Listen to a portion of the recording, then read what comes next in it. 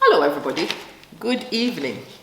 This is your sister Amma, and today I have a smoking hot topic, a very hot one which will make a lot of people very uncomfortable. I have to make that declaration from the start.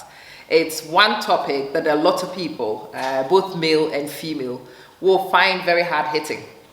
It is important that we all understand this from the beginning. Today, I would like to discuss a topic, the topic of marriage material. In Africa, amongst the communities, definitely on the West African coast, it's a concept. People rate women on whether they are marriage material or not. And the concept of marriage material has put a lot of women in very, very tough positions. Women are raised to be able to be wife material. They are raised to be supporters for men. They are taught to be good cooks so they can cook for their husbands. They are taught to be homekeepers and to be hostesses for their husbands. Their entire lives is actually preparing them for them to become a wife material so they can become somebody's wife. This makes the woman's life center around being a wife. So many women will feel that they have failed if they don't get married or if they don't remain married. If, for whatever reason, the marriage does not go the way people want, then you become depressed. Society becomes very judgmental. People will have opinions based on this marriage material concept. But anyway, I am not looking to challenge the wife material concept today. I am actually asking a simple question. So who teaches the men to be husband materials? Who is raising these boys to be worthy of these women? Who is guiding these men to become the pillars of the home, to be the heads of the home? Requires leadership skills. Who is raising these boys to become these leaders? What I have found in my experience is that no work, very little work or no work is done in this area. But everybody spends their energy raising girls to be wife material, and I have never understood it. It is about time that somebody actually looks at the concept of the husband material. Somebody challenges you on the concept of husband material. And today I want to work with mothers like me who are raising boys, who are raising the next generation of husbands. And I have some hard-hitting truths for you. Listen, what your husband is has a lot of things to do with the way he was raised.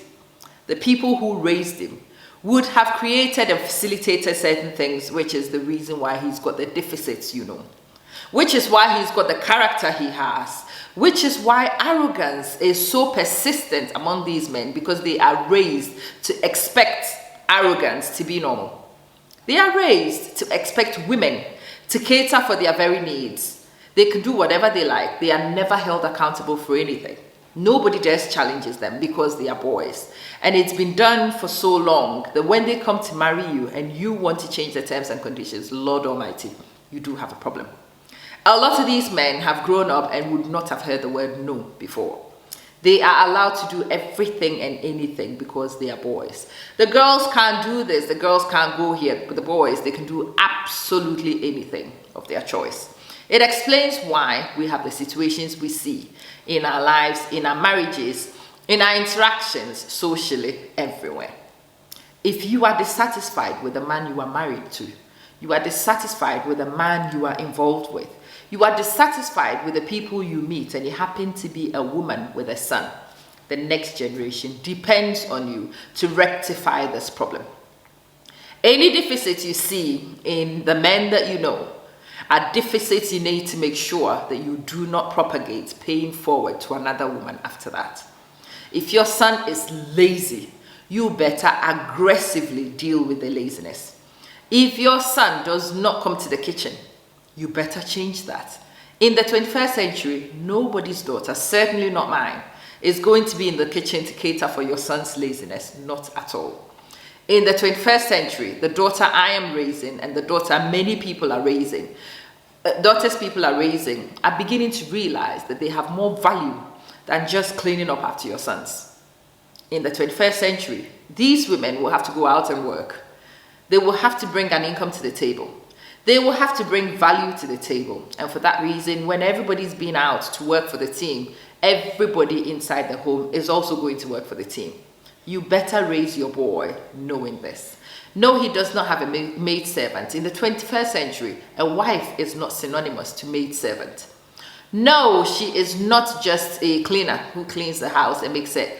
He doesn't get to go to work and come back and demand and to do so rudely like used to happen before. In this century, and the new daughters I am raising and other women are raising, by the power of social media and advocacy and education, women are becoming enlightened. The nonsense people tolerated is actually reducing. Very few people tolerate the nonsense their mothers did. Your son is going to have a tough time if you raise him with the Stone Age standards your husband may have been raised with. Let me pause for a few seconds and let that hit. Many of our men were raised with Stone Age standards. Those standards survived for much longer than they should have done, but they did.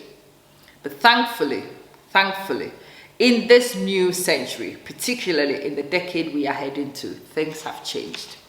Information is accessible. Women are beginning to realize their worth. People are empowering their daughters to make choices which work for them. No, not to go to marriages just because it's a turn and everybody must be married. Not to stay in abusive relationships just because they want to tick a box and say they are Mrs. somebody. Those women, like the dinosaurs, are extinct, my brother. They are extinct, my sister. And if you want your son to be able to have engagement with women, to be able to find people willing to live with them and to tangle with them and interact with them, particularly of the long-term variety that marriage brings, you better raise your son and you better raise him to be a gentleman. You better raise your son and you better raise him to understand that he has two hands as well. That he is capable of cleaning. He is capable of warming. He is capable of cooking. He is capable of doing everything the woman does. After all, men are supposed to be smarter than women. Not so. If women can cook, why can't you? If women can clean, why can't you? You see the irony of all the things that we propagate. Women are not so smart, but they are the only ones who can cook. Really? Very interesting. My dear, get that son of yours in the kitchen. Get him there quickly. Don't foolishly think asking your daughter to cater to your son is helping him in any way.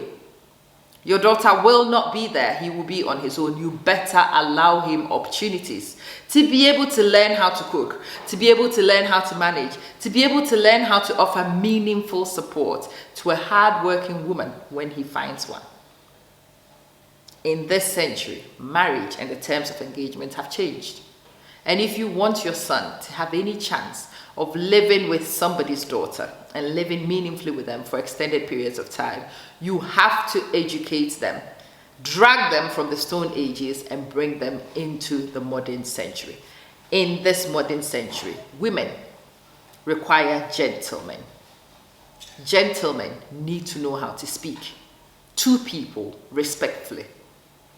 Gentlemen need to be raised to become leaders. People who understand their responsibility as leaders, not just their rights. You do have rights as a leader, but you do have many responsibilities too. And unfortunately, in most communities, the boys were not told that. They were only told about their rights to get warm food whenever they want, their rights to be able to do whatever they like without somebody challenging them, their rights to have a clean house, blah, de blah, de blah. But the responsibility to make sure that happens was not taught. The responsibility to somebody who you've selected to be with. The responsibility of making sure that you do not expose them to illnesses because you do not know how to respect yourself. Being sexually selective is a responsibility which was not taught to a lot of boys. And so you find people making irresponsible choices. Irresponsible choices that make them susceptible to diseases. ones that they will bring home and infect their spouses with. You know, women now are beginning to become aware of these things. People are making choices based on their own health. People will no longer allow society to force them to stay in stupid relationships just because you want to tick a box. So teach your son. Teach your son so he is a viable, credible option for a woman who wants a gentleman to live with. Teach your son that marriage is a partnership. No, there is not a superior person and an inferior person in a marriage. Everybody's role is meaningful. Thank you very much. And you know what? In this century, you can read, so can women do.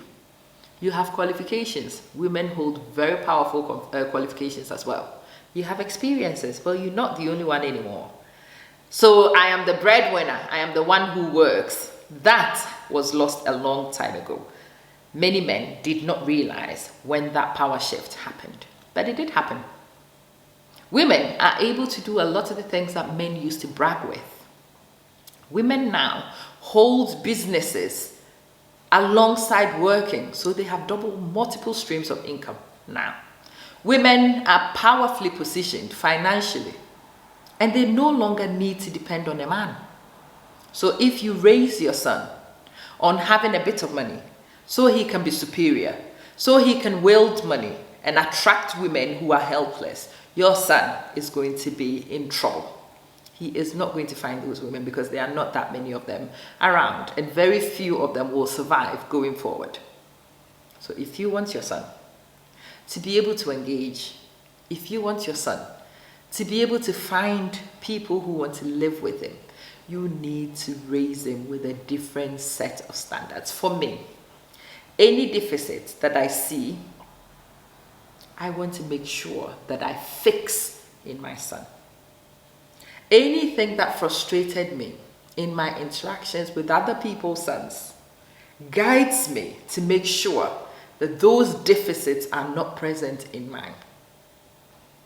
I teach him to keep his hands to himself. Thank you very much. He is not even allowed to hit his sister, and if he does, woe unto him. Because my son, he better learns not to hit a girl. He better learns not to hit a girl. And I am so aggressive in making sure that this lesson embeds. If he finds a woman, he is going to be her partner, not her dad. He is not in a corrective position, not at all. The best he is a partner, a guide, somebody who suggests and recommends, but you do not force down anything. And my son needs to be very clear of his position in this young lady's life. He needs to understand that he is actually very lucky to find this woman who wants to stay, who wants to be with him, who wants to build a life, and he needs to learn to be grateful and to exhibit gratitude. That he is not a caveman. He will have to learn to be affectionate to this lady. And it's my job as his mother to teach him to be affectionate. When his behavior is unsuitable, it is my job to make sure that I teach him, no, you don't do that with a girl. No. If you do that with a girl, you never find one. I have to teach him. I have to teach him how to respect himself and to comport himself even when he's excited about something beautiful. I need to teach him that he gets to choose, but he gets to choose one. So he needs to choose carefully. And once he's chosen, then responsibility says that he commits to that choice. And he focuses on that choice. And he develops that choice. He doesn't wander everywhere and come complaining. It is my job to teach my son. Dear sister, mother of the next generation, do you understand the job at hand? Do you appreciate the hard work it would take to change the rhetoric for our daughters and the next generation of girls to come? Whatever we've lived with, which has caused us pain, should never cause our daughters the same pain. And the only way to make sure that doesn't happen is for me to commit to raising my son the right way, and for you to do the same. So that when your daughter meets my son, her life is made better because of my work. And when my daughter meets yours, her life improves because of the work you do. It has to be a team effort.